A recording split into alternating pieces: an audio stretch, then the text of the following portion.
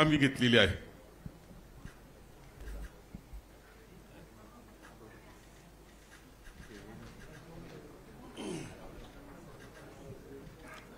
नमस्कार। काल आम्ही केंद्रीय निवडणूक आयोगाच्या प्रतिनिधींना भेटलो आणि आज आम्ही राज्य आणि केंद्रीय निवडणूक आयोगाच्या प्रतिनिधींना दोघांनाही भेटलो। आता जयंतराव म्हणाले किंवा बाळासाहेब म्हणाले, मला अत्यंत महत्त्वाची एक गोष्ट आपल्यासमोर आणि महाराष्ट्राच्या जनतेसमोर मला ठेवायची आहे की निवडणूक ही गोष्ट म्हटल्यानंतर राजकीय पक्ष आले आणि निवडणुकांना मतदान करणारा महाराष्ट्रातला मतदार आला। निवडणूक आयोग ही फक्त निवडणुका घेतात, कंडक्ट करतात, परंतु राजकीय पक्ष हे निवडणुका लढवतात। आणि राजकीय पक्षांना जर समजा निवडणूक आयोग ज्या याद्या मतदार याद्या आहेत ह्या जर समजा दाखवतच नसेल तर मला असं वाटतं की पहिला घोळ इकडे आहे की आम्ही तुम्हाला याद्याच नाही दाखवणार। म्हणजे मी आता तुमच्याकडे 2024च्या निवडणुका व्हायच्या अगोदर आणि 2024च्या निवडणुका झाल्यानंतर अशा मी तुम्हाला 2 याद्या मी तुम्हाला फक्त आता दाखवणार आहे।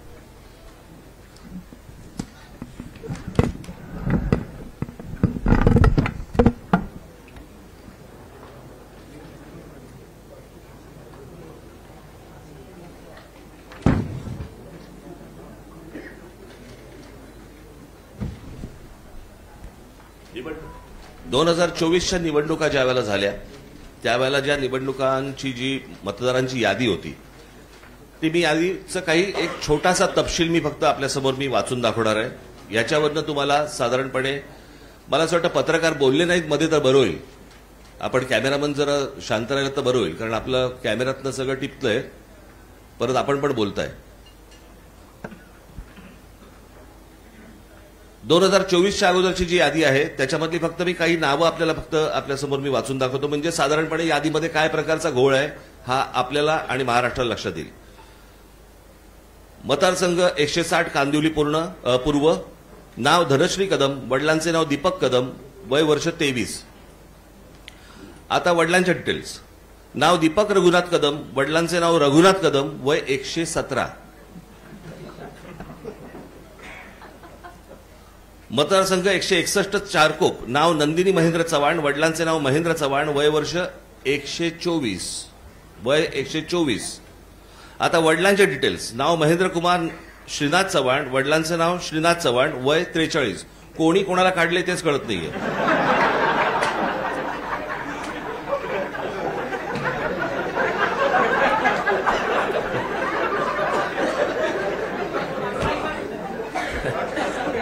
अरे विषय गंभीर आहे, जरा समजून घ्या।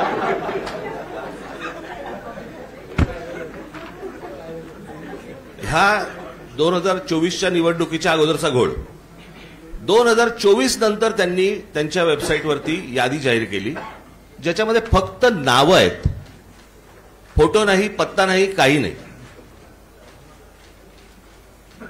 आणि मग काल आम्ही जेव्हा केंद्रीय निवडणूक आयोगाशी बोलत होतो त्यावेळेला त्यांनी सांगितलं की नाही हे राज्य निवडणूक आयोगाकडे येतं। आता राज्य निवडणूक आयोगाकडे आम्ही भेटल्यानंतर राज्य निवडणूक आयोग म्हणतं हे केंद्रीय निवडणूक आयोगाकडे येतं।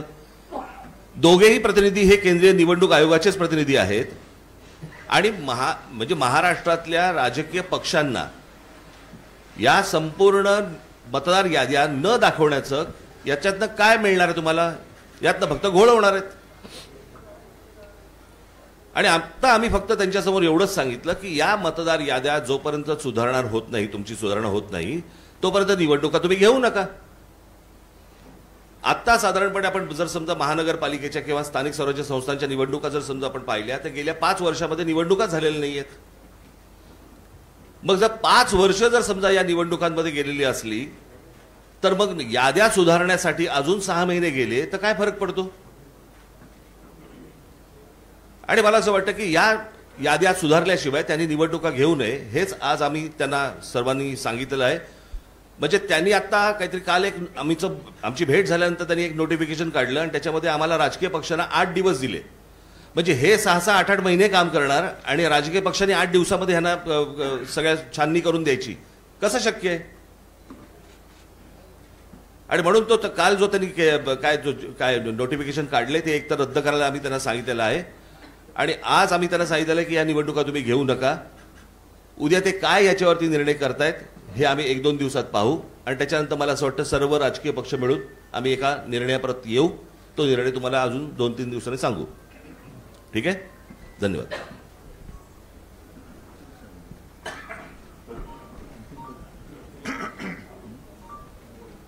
एकूणच सर्व परिस्थिती काय आहे, काय चाललेलं आहे याची कल्पना जयंतराव, बाळासाहेब आणि राज यांनी आपल्यासमोर मांडलेली आहे.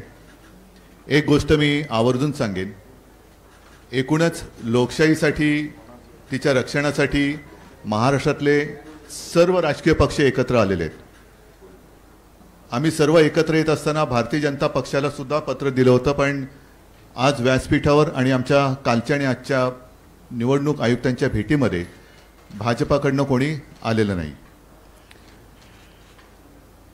हा विषय जो आहे तो गेल्या विधानसभेपासून सगळ्यांच्या लक्षात यायला लागला आणि एका पत्राचा उल्लेख जयंतरावांकडनं राहिला, तो त्यांनी मला सांगितला.